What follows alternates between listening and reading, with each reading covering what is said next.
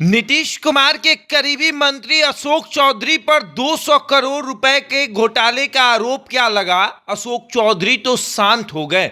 जो अशोक चौधरी आए दिन अपनी बातों को मीडिया के सामने रखते थे, जो अशोक चौधरी ये कहते थे कि मेरे ऊपर कोई आरोप नहीं लगा सकता है, अब वो अशोक चौधरी शांत है।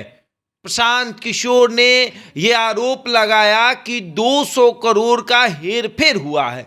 एक ऐसी जमीन जो किसी और के नाम से खरीदी गई, कम कीमत पे खरीदी गई, फिर इसको ट्रांसफर कराया गया अशोक चौधरी की बेटी के नाम से, और फिर उसमें कई तरह की धांधली की गई। पूरा मामला 200 करोड़ का है।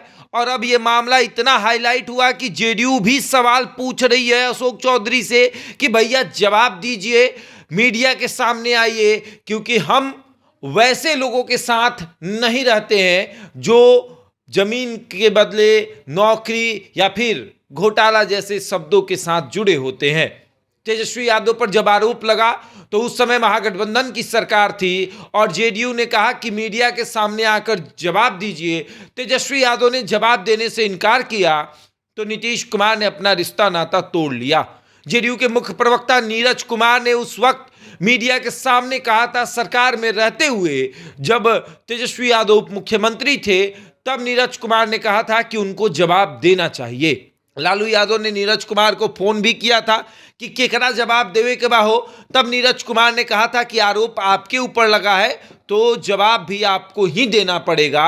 और जब अपनी पार्टी के मंत्री के ऊपर आरोप लगा तो नीरज कुमार ने खुद मीडिया के सामने ये कहा कि हमारे मंत्री को भी मीडिया के सामने आकर जवाब देना चाहिए, प्रशांत किशोर को जवाब देना चाहिए। अगर प्रशांत किशोर गलत हैं तो फिर जवाब दे।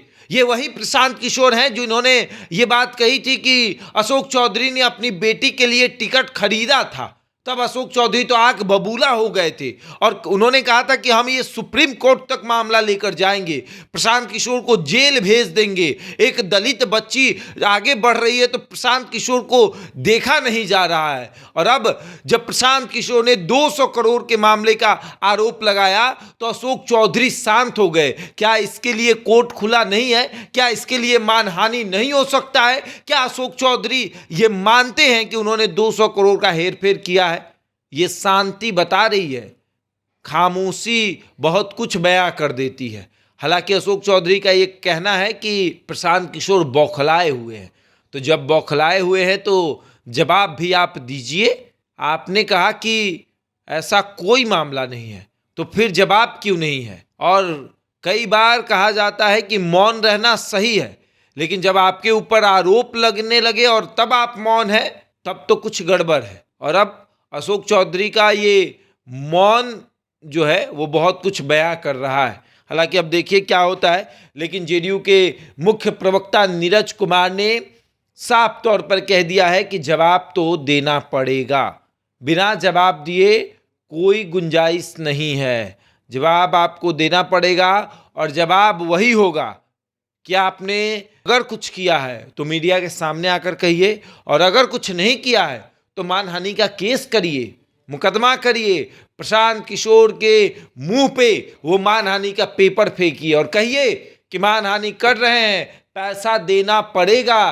कोर्ट में घसीटिए प्रशांत किशोर को। लेकिन अगर आप गलत हैं तो फिर समझ लीजिएगा ये वो नीतीश कुमार है कि आपके साथ हमेशा रहते हैं, लेकिन कभी भी अगर किसी गलत मामले में आपका नाम आएगा तो सीधे आपसे रिश्ता नाता तोड़ के निकल लेते हैं। उनको आपसे कोई मतलब नहीं। और अगर अशोक चौधरी ये सोच रहे हैं कि नीतीश कुमार हमारे बेहद करीबी हैं, नीतीश कुमार हमको छोड़ने वाले नहीं, तो शायद अशोक चौधरी भूल जाते हैं कि कल को उपेंद्र कुशवाहा भी बहुत करीबी थे, आरसीपी सिंह भी बहुत करीबी थे, कभी दिग्विजय सिंह करीबी हुआ करते थे, कभी जॉर्ज साहब करीबी हुआ करते थे, शरद यादव भी करीबी हुआ करते थे। लेकिन आज वो लोग क्या हैं? कुछ लोग तो इस दुनिया में नहीं है। शरद यादव, दिग्विजय सिंह, जॉर्ज साहब इस दुनिया में नहीं है, लेकिन उपेंद्र कुशवाहा और आरसीपी सिंह तो इस दुनिया में हैं।